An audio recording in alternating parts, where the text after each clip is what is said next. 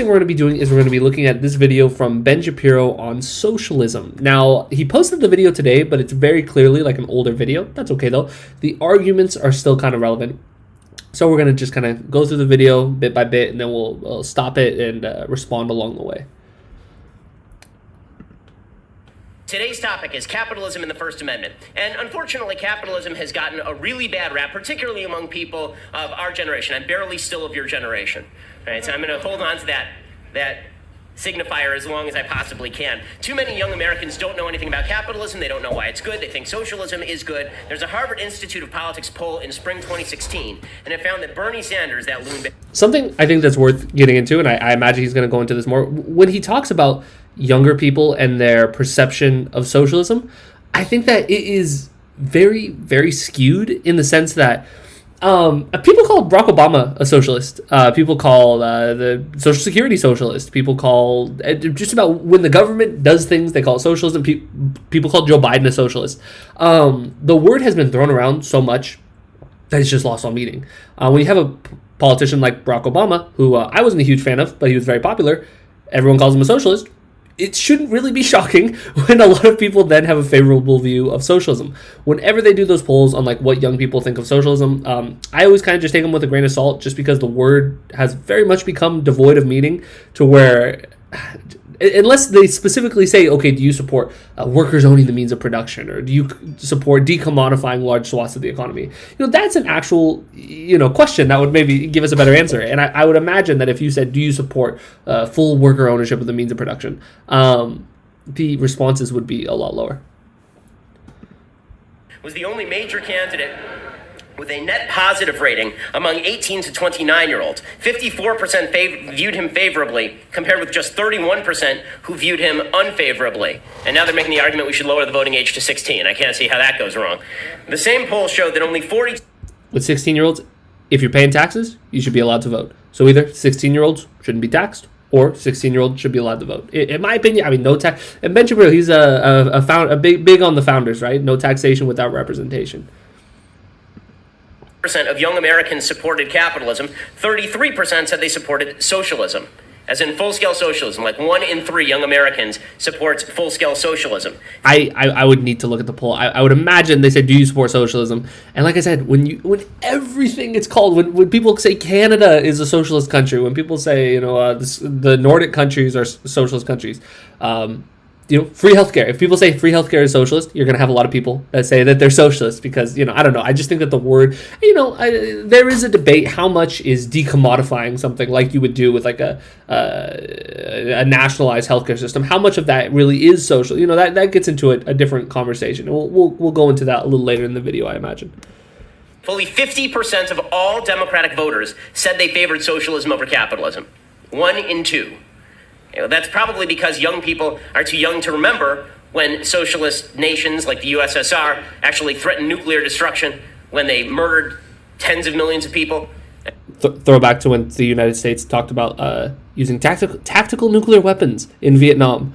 The U.S. is also the only country to ever actually use nuclear weapons on another country, and we use them on civilian populations.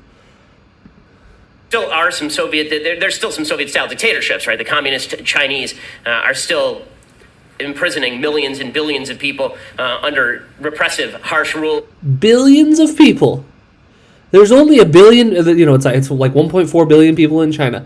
They've imprisoned all of them, plus more. I think obviously he misspoke there, but still, billions. That's the thing. People do this too. I get it that obviously he just misspoke there. I'm being a little obtuse about that. But I will say though, oftentimes people will just throw around numbers for like how many people has communism killed, and people will say 500 million people have died from communism. I don't know. People will just like so overstate these numbers sometimes. Don't get me wrong, a lot of people died from the Soviet Union, a lot of people died in the Great Leap Forward in China. That that there is realities, right? That Stalin's purges killed a lot of people, but sometimes to an extent, sometimes people just really get carried away with these big numbers. North Korea obviously is still a communist paradise where people are shipped off to gulags, but the idea of socialism has become very popular among young people. And the reason that it's become popular among young people is because they've been told that it is moral. Not that it works, not that it's great, but that it's moral. It's fair. And It's because they've been told everything is socialism. Now, that being said, you can make a case that maybe a socialist style system would be more moral than capitalism, but I don't think that that's why the majority of people, or not even the majority, it's like the 1/3 is the number he cited, a third of younger people say that they're socialist. things that are fair. If we're in a room and somebody has more money and somebody has less money, wouldn't it be more fair if we just pooled the money and then we split it up evenly among the participants? Just like the cookies in kindergarten. Okay, so this is a little unfair because like I've seen this video, like I saw it before I decided I would watch it on stream. But later in the video, he talks about how the Nordic countries, he goes, they're not actually socialist. He goes, they just have really high taxes, and like redistributive taxes. But his example right here of socialism is you have someone with more money and then you take some of it, presumably through taxes, and then redistribute it. And so it seems like a bit of a contradiction. So even Ben Shapiro here was saying like, okay, that is what socialism, at least that's what he's describing up to this point. And so I just wanted to point out that little contradiction that comes later in the video. Of course, that's not the way the world works, and that's not actually moral. Because in a free country, wealth and the capacity to gain it is largely contingent on the decisions that you make. It doesn't just fall upon you. Most wealth in the United States is not inherited. Most wealth in the United States is created over the course of lifetimes by people who engage in economic activity and commerce. Except, I mean, here's the thing, is that, like, in a theoretical world, Ben Shapiro has a strong argument, but it's just not the world we live in, right? So much of these systems, for example, there was a World Bank study that found the single largest source of profit from the 4 largest banks in the United States. I'm not going to try and name them, but the 4 largest banks in the U.S. This study found that the single largest source of profit was an implicit government subsidy, that these banks were too big to fail. So people were more willing to put their capital in these banks, to make loans to these banks, to do business with these banks. And that was a primary source of their profit because the government, the U.S. government, basically said in 2008, these banks are too big to fail. They can't fail. We're not going to let them fail. We will bail them out if they fail. And so this isn't a matter of good decisions. There were a lot of bad decisions that were made on the way to the 2008 financial crisis. In spite of that, though, the government decided to bail them out, and now things are a little different now because the stock market's in a bit of turmoil now that the Federal Reserve is raising interest rates. But the broader point, though, is we just don't live in a world where the vast majority of wealth was accumulated just because, some people just made good decisions. It's much, much more complicated than that. And the state has had far more to do with that than I think Ben Shapiro is willing to acknowledge.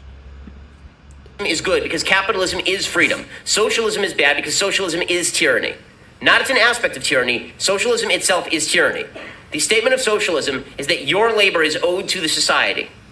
The notion of socialism is that you do not own your own freedom. You do not own your own time. You do not own your own labor. You do not own your own work. You do not own the products of your own work. So right there, he said the idea of socialism is that you don't own the products of your work. But I mean, one of the most common, that is more Marxism, but one of the more common things cited from like Marxist thought is the labor theory of value, right? This idea that when somebody engages in wage labor, that there is Marx uses the term exploitation, this idea that there is a delta between how much the worker is paid and how much value they actually create. Because obviously, and this is just a necessity, because why would the employer hire the employee if they weren't getting more from hiring them than what they would receive from just doing the work themselves or something? So the worker is paid a wage, but they create greater value than that goes into whether it's profits, whether it's to pay for the materials, whatever it is. And so that's like one of the fundamental principles of Marxism. Now, whether or not you agree with the labor theory of value or Marx's spin on it, right? Because the labor theory of value has existed well before Marx.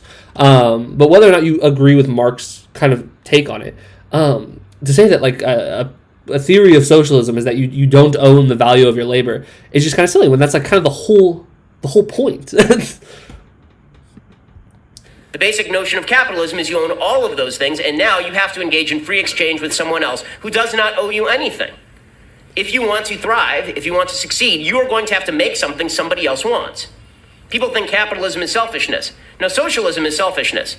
The notion that I have to somehow supply you the money so you can sit in your basement. It's funny. There's a prominent movie called Wall Street, and it's the one with Charlie Sheen. I forget the guy that plays Gordon Gekko. And the movie is really interesting. So the guy that made this movie, the intention was for it to be a critique of kind of like capitalism, and maybe even not even capitalism, but just the enormous amount of corruption that exists on Wall Street and insider trading that takes place. And in the speech, this investor, Gordon Gekko, gives this speech called "Greed is Good," and he goes into why greed is good. And the point in the movie is supposed to be displaying why, like from the outside, we're supposed to be watching it and saying like, wow, this is like not a very good system when it's kind of running on greed. But it's actually just become like almost an iconic speech. And a lot of people that are pro-capitalism actually look at that speech and just like the kind of what is it? The symbol that Gordon Gekko is, and have kind of just like uplifted that. It's the same way that like the Wolf of Wall Street has very much become like a prominent movie in, ironically, Wolf of Wall Street. The guy in Wolf of Wall Street is not supposed to be a good guy. I mean, if you watch the movie, it's not supposed to be, wow, this is someone I want to embody.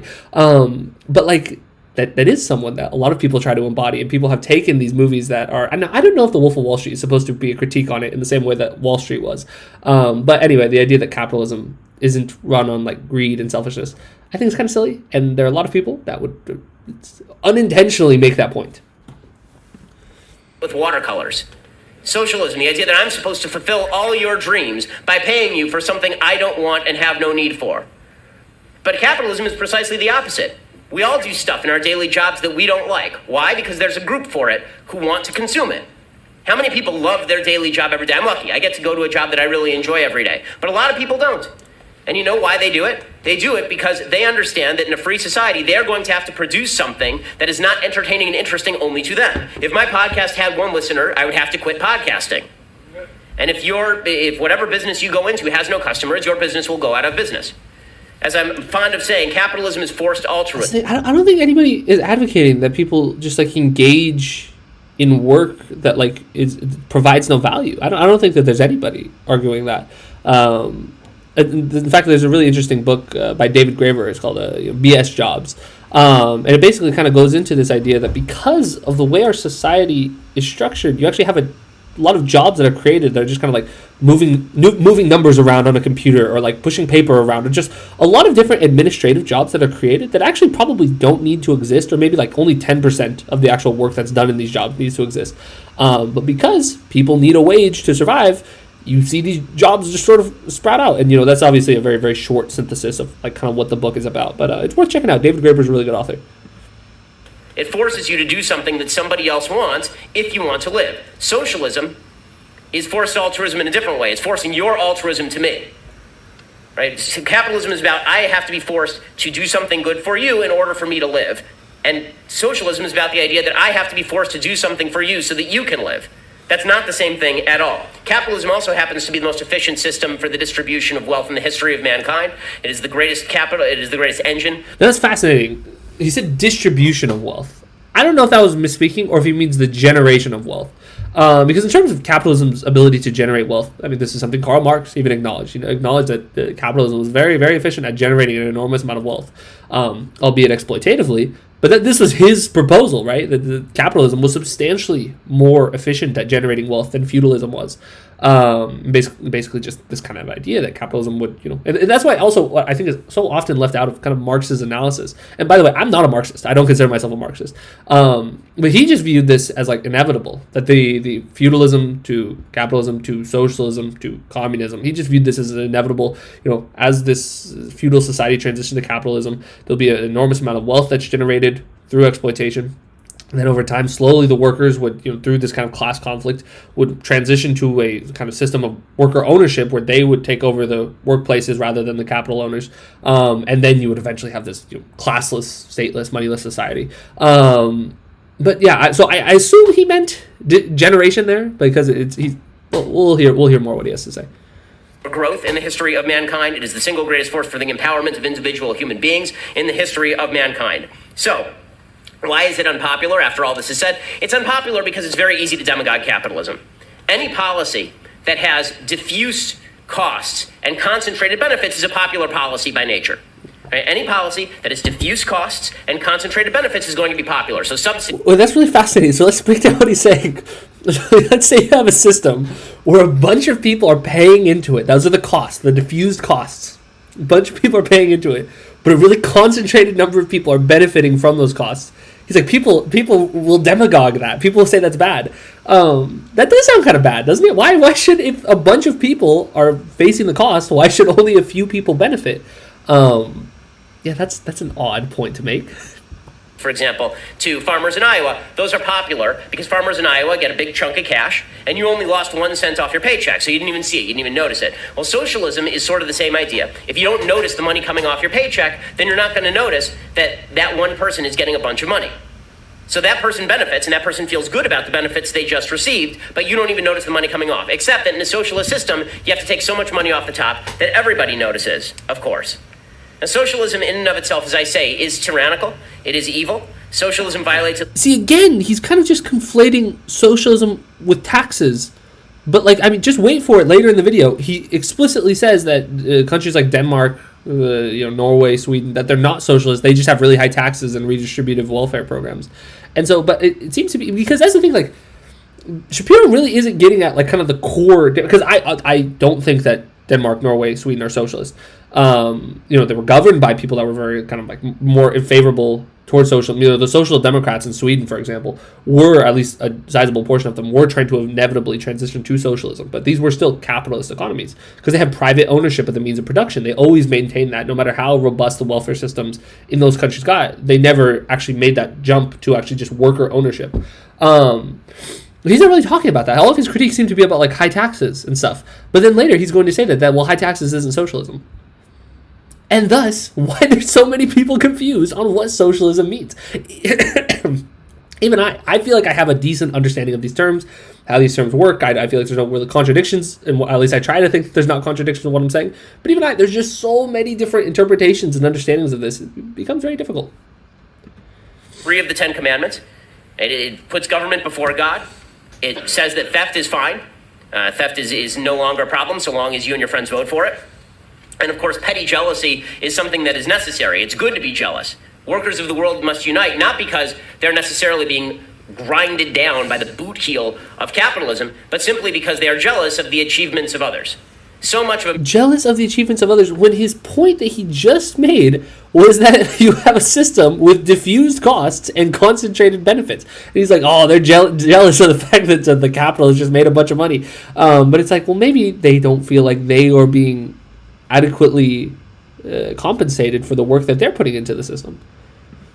Because discussion right now about income inequality is not about the suffering poor. So much of it is about the so-called thriving rich, the 1% at the top. It's about tearing down the people who succeed, not about empowering the people who are failing.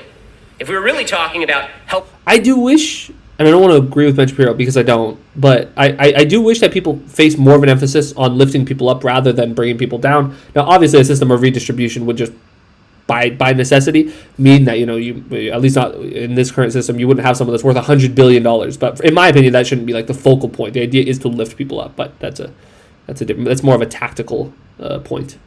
The poor, we'd be talking about helping the poor, not income inequality. Income inequality itself does nothing. That discussion does nothing to help the poor. What we have to talk about is ways that we can help people who are poor rise out of current circumstance through better decision making and better opportunity. How about socialism in Europe? So people who are defenders of socialism. Okay, here it is. So keep in mind, this whole time he's been talking about socialism as he's like taking money from someone and giving it to someone else. He just said that socialism is when you're pro theft. This has been his thesis this whole time. But now here's what he talks about when he talks about these countries in Europe. Well, you guys always mention Cuba. You always mention North Korea. You always mention the USSR. You always mention China. Well, they say China's growing. China's growing because they loosened up their economy, and now it's basically state capitalism. But then they say, well, what about the socialistic countries of Europe? So this is Bernie Sanders' play. And what about Denmark? What about Switzerland? What about Sweden? Those are not socialist countries. Those are capitalist countries with a high tax system. Okay, that's not the same thing. A socialist country is government owns the means of production. It is about heavy regulation of all parts of the economy. Fun fact, Norway has a higher percentage of its population that works for the government than Venezuela.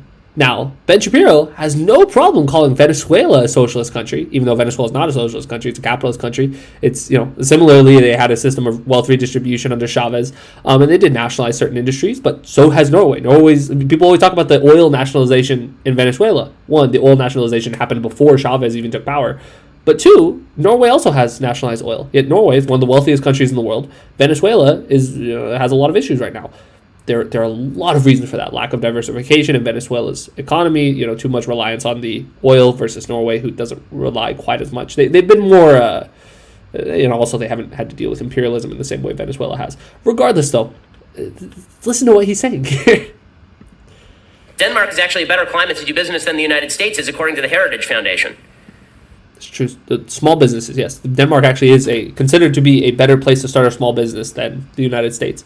So we should try and do what Denmark is doing. Significantly better. There's a lot of foreign investment in Denmark. What makes Denmark a so-called socialist country is the fact that it has 60% tax rates. That's also the reason their economy stagnated so much that they just had to radically cut their tax rates. The same thing is true in Sweden. Sweden gained riches only after embracing capitalism in the mid-19th century. From 1975 to 1993, when they put in place all of these social programs with high levels of spending and high levels of taxation, the country dropped from 4th in the world wealth ranking to 14th.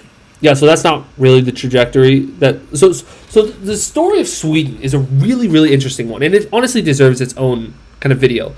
But post-World War II, Sweden was in this really interesting position where they were basically governed by social democrats for like six or seven decades. There was just overwhelmingly this party was in power, just different. I don't know if it was one specific party, but it was social democrats. This ideology governed Sweden for 7 decades. It was an enormous amount of redistribution, an enormous amount of empowering workers, very, very powerful trade unions, where the trade unions had formed these massive blocks that were able to negotiate for really good wages. And in the 70s, Sweden was one of the most prosperous countries in the world, literally one of the most livable societies that has existed. This is peak civilization to a certain degree. I don't want to idealize it. This is the utopia I'm talking about, but it's been a very, very well-functioning society. Similarly, at this time, it wasn't just in Sweden. Across the world, there was this kind of shift towards a more neoliberal system where you saw capital begin to coalesce in a way that just it hadn't. It had been very much weakened in the post-war period in the extent that labor had a substantial amount of power, right? And so you saw a lot of capital strikes. You saw a lot of inflation. This was a huge thing we saw. What is inflation if it is not companies raising their prices, right, as a way of disciplining labor? And so you did see in the U.S. at that time, in the 70s, you saw an enormous amount of inflation for a number of different places. In China, this is when China starts to open up, when China starts to liberalize. This was not something specific to Sweden. Now, I'm assuming Ben Shapiro doesn't think that the U.S. was a socialist economy at that time. But so anyway, the story of Sweden and the shift that it's made, now it is still very much a very redistributive state, has enormous welfare benefits compared to the U.S. It has made some step backs in that regard, but it's not for the reasons Shapiro thinks. British scholar Nima Sandanji called the country's embrace of redistributionism a colossal failure, which is why they had to liberalize their markets again. Okay, again, back to income inequality for a second. What about this idea that socialism cures the evils of income inequality? First of all, every country on earth has some level of income inequality. In fact, some of the places with... But some of them have substantially less income inequality. Income inequality are also some of the poorest places on earth. There are places where everybody is destitute. If you go over to certain countries in Africa or Asia, everyone is poor and there's no income inequality.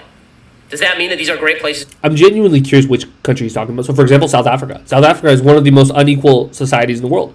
That has to do with the legacy of apartheid, and it has to do with when apartheid ended, there wasn't the economic redistribution that should have been associated with that. So even though the political liberation was achieved, which is a huge victory, don't get me wrong, the economic liberation didn't come through. And that's why you still see that South Africa, I think it's less than 10% of South Africa is white, but 80% of the farmland in South Africa is owned by white farmers versus, it's, and then the inverse is, similar but opposite. And so I'm not sure which country he's talking about, but no, there's lots of countries that are unequal. No, it means these are horrible places to live because nobody has any wealth. America has high levels of income inequality, but our poor... See, I'm not even sure what country he's talking about. They don't have wealth. You can look at a country like the Congo, an enormous amount of mineral wealth, but it has been extracted through systems of imperialism. It is extracted to this day. Something like over 50% of the world's cobalt comes from the Congo. It just so happens that the people in the Congo don't get to benefit from that because of this kind of colonial systems of extraction that have existed. There's a whole history that's gone into exploitation in the Congo specifically. richer than everybody else is poor, which is the thing that matters. In the United States, even the poor people are rich by global standards. According to Pew Research, quote, almost 9 in 10 Americans had a standard of living that was above the global middle income standard. And by the way, the notion that people like to play around with that number. There's also another one. It's like if you make like above $40,000 a year, you're in like the top 1% of income earners globally, or something like that. It's a similar number. People like to do that. If you do it with wealth, it's a lot different. I think it's like I did a TikTok video on it if people wanted to go and find it, and I could also pull up the numbers another time if people are interested. But like to be in the top 1% of wealth holders globally, you have to own like over $300,000 worth of wealth. Like your wealth has to be above $300,000 or something around there. It's substantially higher. And so this kind of income wealth trick that they do, because for example, Jeff Bezos doesn't have a very high yearly income. One of the richest people in the world. That's because a lot of his wealth is being generated through non-traditional income streams. And so yeah, you got to be careful with how people do the income game. The middle class has been just taking it on the chin in the past few decades in the United States. This is not true. The upper middle class has been picking up all the people who used to be in the middle class. It's not that the middle class devolved into poverty. It's that the middle class split, and most of the middle class became upper middle class. The upper middle class was just 12% of Americans in 1979. As of 2014, 30% of Americans were now upper middle class. And it doesn't really work when you're dealing with like relative factors like that. But also, I think that I don't even think Ben Shapiro, like I said, this is an older video. I don't even think Ben Shapiro takes this line anymore. I think that he also acknowledges the wage stagnation that we've seen over the last several decades. He just has different, or not several, I guess like a couple decades. He has different reasons for why he believes this happened, but even he, I don't think, claims this anymore. Also worth noting that all of our schemes to end income inequality have been an enormous fail. We've spent $22 trillion in the war on poverty to no avail. We spend $30,000 per year on poor non-elderly families. See, he says like to no avail.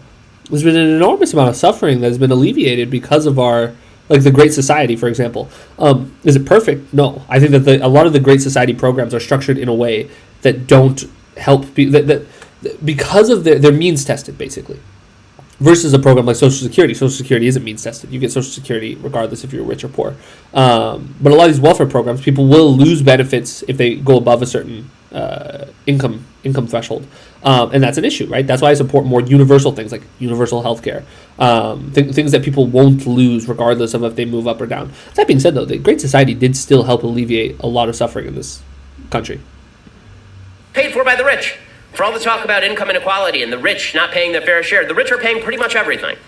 Statistically speaking, they also own literally everything. And that's why if you can look at, for example, I believe, oh gosh, it's the top 400 families. I always understate this, but I believe it's the top 400 families pay a lower effective tax rate than the average American. But they own just so much wealth, such a higher concentration of the wealth. For example, the top 10% of wealthiest Americans own 89% of all stocks. There's just the wealth redistribution is just so extreme that even with these effective taxes being very much levied unfavorably for the middle class, you still do see the wealthy paying higher taxes, but that's just because they own so much of the wealth. Our high earners in this country are paying virtually all net cost that the federal government incurs. According to the CBO. Also, when you get into those like net cost thing, like they don't take into account things like quantitative easing when the Fed pumps billions of dollars into banks so that they can, and that trickles then into the stock market.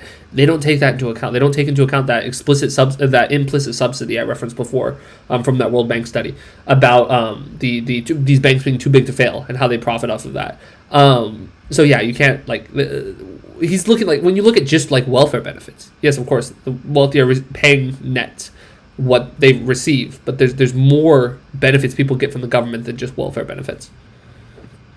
On distribution of taxes in 2013, the top 1% of households paid 34% of their income to federal taxes. The middle 20% paid just 13%. According to the American Enterprise Institute, the highest income quintile is financing 96% of the entire system of transfer payments to the bottom 60% and funding the functioning of the federal government as well. We actually have the most progressive tax system among all OECD 24 countries. For all the talk about how all the rich people are getting rich in the United States. Yeah, that's another thing when they like play around with the numbers. Like because like Denmark, for example, has much less wealth inequality than we do. Their tax system is flatter. But that's not like a nature of it. Like they do still have an enormous amount of redistribution. They just have less wealth inequality, so they have a flatter tax system. People are getting poor. We have the most They still have a progressive tax system. It's not like a flat tax, but it's just flatter. progressive tax system in all of the OECD.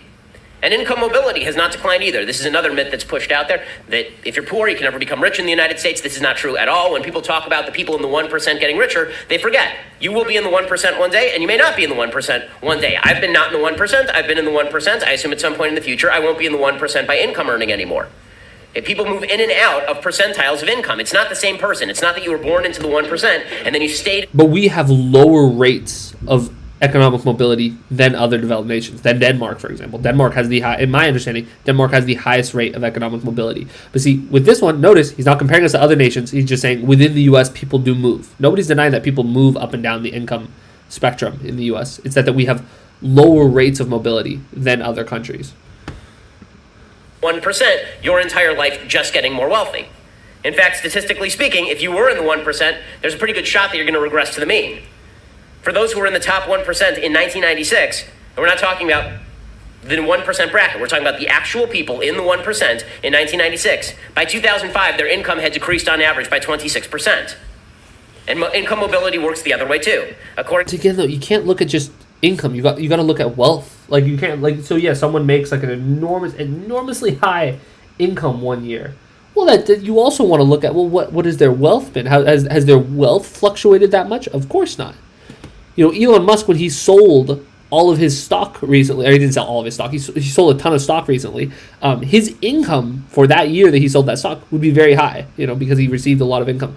At no point, though, did he drop down or above the wealthiest 1%. But in terms of income, it fluctuated quite a bit. So you can't just look at income. You have to look at wealth. Thomas Sowell, a University of Michigan study showed most of the working people who were in the bottom 20% of income earners in 1975 were also in the top 40% at some point by 1991. Only 5% of those in the bottom quintile in 1975 were still there in 1991. 29% of them were now in the top quintile. That makes a lot of sense. Right now, there are a lot of people in this room who are in the bottom or middle income quintile because you're in college. You're not making money. In 10 years, you will be making money, presumably. And when that happens, you will have moved up in the world. As you age, you gain more wealth.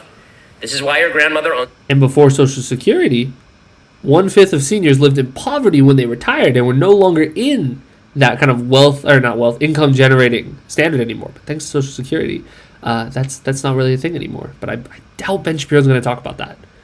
But you presumably do not yet. Okay, this will happen to all of you. So don't pay attention to the false statistics that are being put out there about how in America it's impossible to get ahead. That's just not true. Also worth noting, all the talk about the United States sucking up all the wealth of the world, it is because of a capitalist global system that has become more and more prominent, free markets that have become more and more prominent, that literally half the world has been lifted out of abject poverty since 1980. That's because... And, that's the other thing with that number. It's where do you get that number of, how many people that have been lifted out of poverty? A huge portion of that is China. And earlier before, this is the society that Ben Shapiro denounced as a Soviet-style dictatorship. Now, China basically is practicing a form of state capitalism today. And I think that he said something similar to that. But he'll talk out of both sides of his mouth, though, where he'll criticize the Chinese economic system, but then he'll also simultaneously say, oh, look at how much people have been lifted out of poverty. But a lot of that came from China. And also, we talked about that the capitalist countries don't extract wealth from other places. I don't know where he's getting that from. For example, you can look at the IMF, their structural adjustment plans that they'll put on a lot of these more impoverished nations. You can very clearly see a net outflow of wealth from these countries. And the structural adjustment plans are basically when these countries, they go into this debt, they can't pay it back. And keep in mind, a lot of this debt they accumulated before they had gained independence. You had a lot of African nations, for example, that upon gaining their independence from their previous colonial empires, before they gained their independence, when they became, okay, you guys are your own country, oh, look, you guys are in debt because of a bunch of debt that the colonial rulers had accumulated. And so now these countries can't necessarily pay that debt back. And so the IMF comes in. They're like, okay, we'll give you these bailouts effectively, but huge caveat, you guys have to implement all of these free market reforms where you basically have to sell off all of your state resources to outside companies that come in and buy them up. So there's quite a bit of extraction that takes place. The force and power of the U.S. free market economy that has been driving all of that growth. The countries, by the way, that are poor in the world, those countries are not the ones that are being hurt by free trade. They're the ones that aren't even participating in free trade. 2/3 of the global poor on planet Earth live in just 5 countries: India, China, Nigeria, Bangladesh, and Congo. According to the Heritage Foundation Index of Economic Freedom. We already talked about the Congo, actually. What were the others he named? He named China, India. Let's see. So China, obviously, China just has so many people. China and India were 2 of the countries he named that just have the 2 largest amounts of people. And then let's hear what the other 2 he said. Countries: India, China, Nigeria, Bangladesh, and Congo.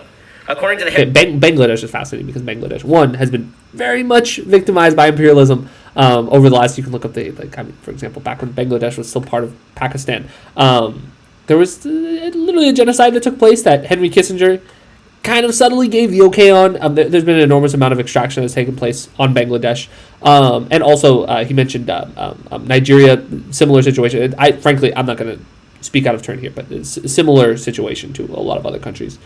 And then the Congo, we already talked about that. Foundation Index of Economic Freedom, every single one of those countries ranks 120th or below in terms of free markets. This is not a coincidence. Freer markets means more wealth. Freer markets mean more growth. All right, so that was that right there.